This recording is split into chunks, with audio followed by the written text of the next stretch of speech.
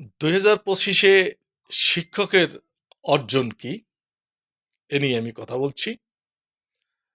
সারা বছর প্রাথমিক থেকে ইউনিভার্সিটি পর্যন্ত সব ধরনের শিক্ষক এবং বিভিন্ন ধরনের শিক্ষা প্রতিষ্ঠানের শিক্ষকদের আন্দোলনে রাজপথ উত্তাল ছিল।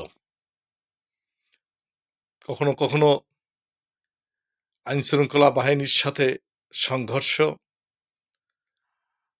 এবং বিভিন্নভাবে এই শিক্ষকরা অপদস্থ হয়েছেন। তারপরে ফলশ্রুতিতে কিছু অর্জন আছে। প্রাথমিক পর্যায়ের প্রধান শিক্ষকদের 10ম গ্রেডে উন্নীত এবং সহকারী শিক্ষকদের 11তম গ্রেডে উন্নীতর জন্য প্রক্রিয়া আছে।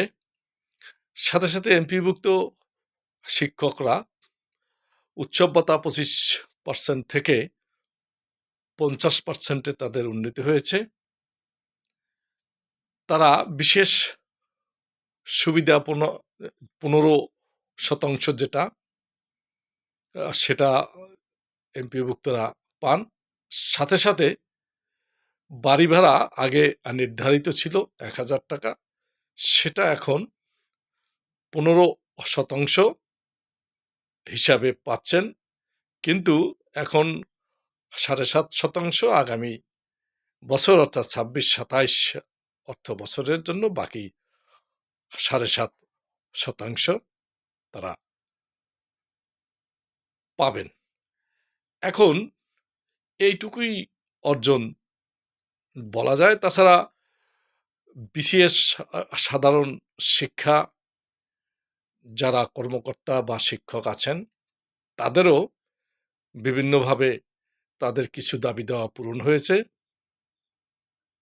যেমন তাদের পদোন্নতি সহ বিভিন্ন দাবি কিছুটা হলেও তারা আদায় করতে সক্ষম হয়েছেন এবং এমপিও নীতিমালার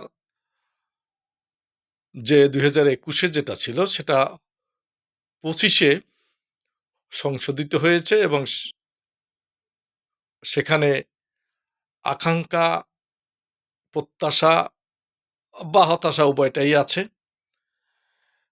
আবার আরেকটা বিষয়, সেটা খুবই গুরুত্বপূর্ণ, প্রতিষ্ঠান প্রধান, অধ্যক্ষ, উপাধ্যক্ষ, প্রধান শিক্ষক, সহকারী প্রধান শিক্ষক, সুপার, সহকারী সুপার, তাদের নিয়োগ শিক্ষা মন্ত্রণালয়ের অধীন এনটিআরসি-এর মাধ্যমে হবে। এটা এর আগে পরিচালনা পর্ষদের মাধ্যমে হতো। এটাকে স্বচ্ছ হওয়ার জন্য, স্বচ্ছতা আনার জন্য এই উদ্যোগ সরকার হাতে নিয়েছেন। এটা একটা ভালো দিক আমি বলবো। তাছাড়া এনটিআরসি-এর যে এন্ট্রি লেভেলে শিক্ষকের যে নিয়োগের নীতিমালা সেটাও পরিবর্তন হয়েছে।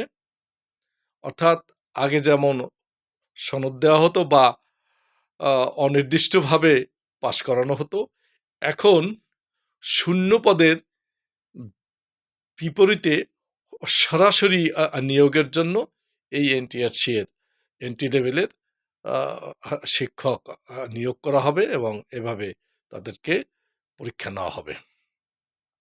এরকম আরও কিছু অর্জন আছে। তবে আমি বলবো অতীতের যে কোনো সময়ের চেয়ে এবছরের অর্জনটা অনেকটাই ভালো বলা যায়। তাছাড়া আরও কিছু এমপিও নীতিমালায় কিছুটা পরিবর্তন এসেছে, কিন্তু অনেক প্রত্যাশা ছিল, সেগুলো অনেকটা হয়নি। আর কিছু শিক্ষা প্রতিষ্ঠান জাতীয়করণ হয়েছে অল্প কিছু, সেগুলা নিয়ম নীতির বাইরে রেখেই হয়েছে। এ পর্যন্তই বলা যায়। ধন্যবাদ।